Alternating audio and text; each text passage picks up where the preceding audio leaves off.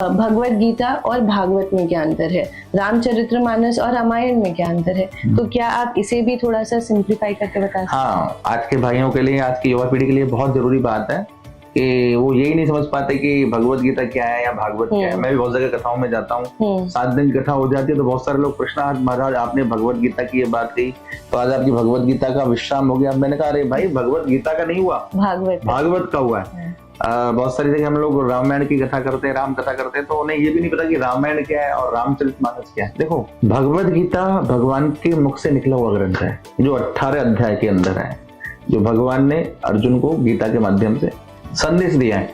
यानी विषाद योग से प्रसाद योग, दुख से कैसे हम सुखी हो सकते हैं, अपने जीवन में से दुख को कैसे हटा सकते हैं, उसका बहुत बड़ा गहरा ज्ञान भगवान ने अर्जुन को दिया है। उसको हम भगवत गीता के नाम से जानते हैं। और श्रीमद् भागवत क्या है?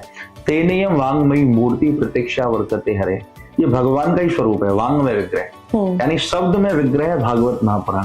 आपके पास भागवत जी का ग्रंथ है, आपके पास कृष्ण है, आपने उसकी परिक्रमा लगाई, आपने कृष्ण की परिक्रमा लगाई, आपने उनको प्रणाम किया, आपने भगवान कृष्ण को प्रणाम किया, आपने भगवत गीता का स्वाध्याय किया। यानी तो भगवान के मुख से जो निकला हुआ है, इनडायरेक्ट नहीं है, वहां डायरेक्ट, ये डायरेक्ट है। मतलब ये बात बहुत समझनी पड़ेगी, किसी की बात कोई कह रहा है, किसी की बात कोई कर, वहां तो सीधे भगवान बोल रहे हैं। और भगवान ने अर्जुन को निमित्त बनाया, बोला है पूरे विश्व के लिए, ब्रह्मांड के लिए।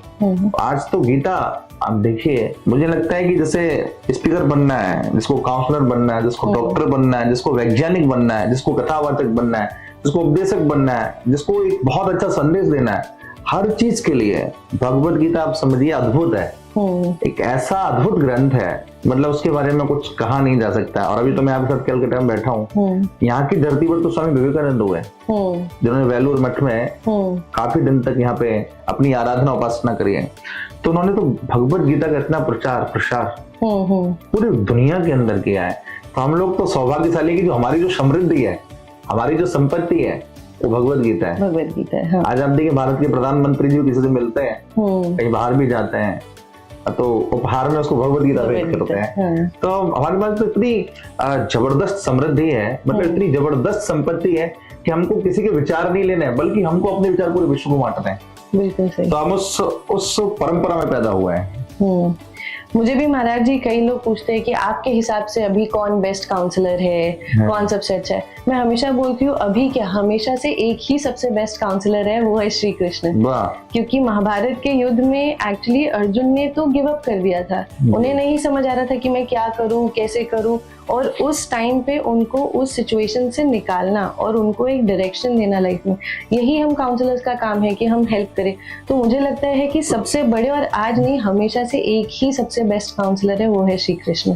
और ऐसे काउंसलर है वो कि उनकी बात का प्रभाव आज हजारों साल बाद भी आप गीता पढ़ेंगे, स्वाध्याय करेंगे, तो उसका असर आपको दिखेगा। एक काउंसलिंग ऐसी होती है कि जब तक आपके साथ संवाद किया तो उसका असर होता है, आप संवाद छूट गया तो उसका असर दोबारा वही पुरानी बातें चालू हो जाती है। लेकिन भगवत गीता और उसके जो काउंसलर है, जैसे आपने कहा, बहुत अच्छा शब्द बोला कि कितने सारे लोगों की मति में जो भ्रम पैदा हुए हैं, जो संशयात्मा वनिष्यति कहा गया। तो आप देखिए, ऐसा उपदेश किया कि जब अर्जुन ने पहले अध्याय में भगवत गीता में कहा विषाद योग, मैं बहुत परेशान हूँ, और आप अंतिम अध्याय देखिए भगवत गीता का, तो भगवान ने लड़ने के लिए खड़े हो गए थे। हाँ, मतलब पहला अध्याय विषाद, विषाद मैंने कष्ट में हूँ, दुख में मैं क्या करूँ, लड़ूं कि लड़ूं। लेकिन ऐसा उपदेश दिया भगवान ने कि जो आखिरी अध्याय 18वां, तो उसमें अर्जुन कहते हैं नष्टो मोह लब्ध्वा तत्प्रसादात् में अच्युत। ऐसा उपदेश कर दिया कृष्ण आपने मुझे कि मेरा विषाद प्रसाद में बदल गया, मैं दुख से सुख की यात्रा और आनंद की यात्रा में पहुंच गया हूँ। ये अच्युत आपकी कृपा है। यानी अब आप सोचिए कि एक काउंसलर की क्या भूमिका है। एक यही तो करना होता है, जैसे आप करते हैं, कोई भी आपके पास आता है तो आप उसकी कितनी बड़ी मदद करते हैं। वो कहाँ होता है, उसको बातों से ही बातचीत करके कहाँ से कहाँ तक आप ले जाते हैं, तो उसको एक गहरा ज्ञान का जो असर है, तो आपने बहुत सही कहा कि कितनी अच्छी काउंसलिंग करते हैं भगवान। रामायण और रामचरितमानस, रामायण और रामचरितमानस, रामायण हम उसे कहते हैं श्रीमद् वाल्मीकि रामायण, भगवान वाल्मीकि ने जिसको संस्कृत में लिखा है उसको रामायण कहते हैं। और रामचरितमानस गोस्वामी तुलसीदास जी।